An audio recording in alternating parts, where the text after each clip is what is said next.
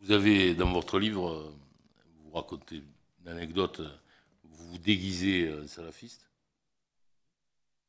et bon, vous racontez comment vous percevez, plutôt comment vous sentez que les autres perçoivent ce déguisement. Ce qui est intéressant ou inquiétant, c'est qu'on a le sentiment que ce que vous dites, c'est qu'il y a un respect qui est apporté par d'autres musulmans.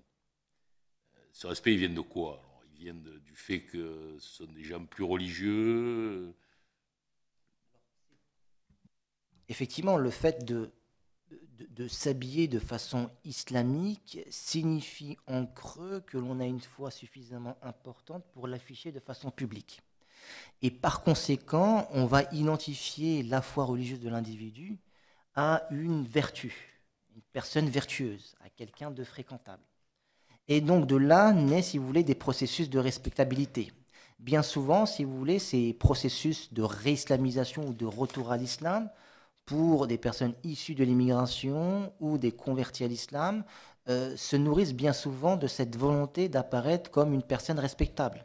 Et donc, épouser l'islam permet à certains individus d'obtenir ou de développer une certaine forme de prestige social dans leur quartier, auprès de responsables de mosquées, etc., etc.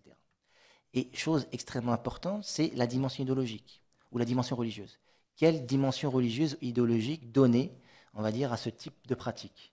Il me semble qu'il est important d'avoir à l'esprit qu'il faut considérer que l'on vit en Occident dans ce qu'on pourrait appeler une société du spectacle. L'image est fondamentale. Et donc, à partir de là, nous sommes dans une théâtralisation de l'identité islamique qui est présupposée comme étant la plus vertueuse et la plus respectable. Donc on va investir sur des signes religieux ostentatoires, on va porter la barbe, on va porter une djellaba, on va porter un voile, parce qu'on sait finalement que ce type de vêtement va être porteur de messages, à la fois à l'encontre, à l'adresse plutôt de la communauté musulmane. Finalement, j'explique que je fais partie de cette communauté parce que je porte le voile ou parce que je porte la barbe. Et en même temps, je vais donner des messages à ce que je considère comme étant ou ne relevant pas de ma communauté musulmane, en disant finalement, j'affirme mon identité au-delà de mon cercle de coreligionnaires.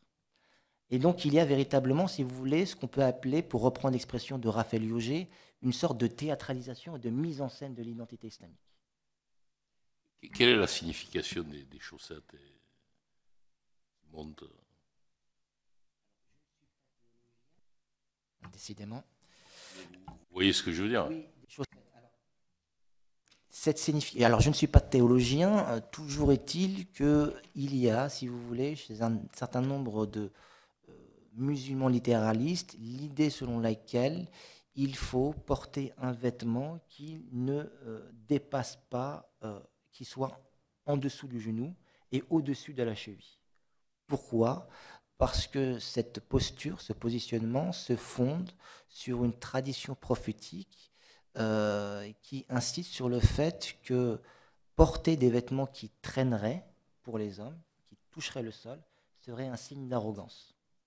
Donc par humilité et par respect pour autrui, on décide de porter des vêtements, on va dire, au-dessus, des pantalons qui sont au-dessus de la cheville, par respect pour cette tradition prophétique et pour éviter de paraître arrogant.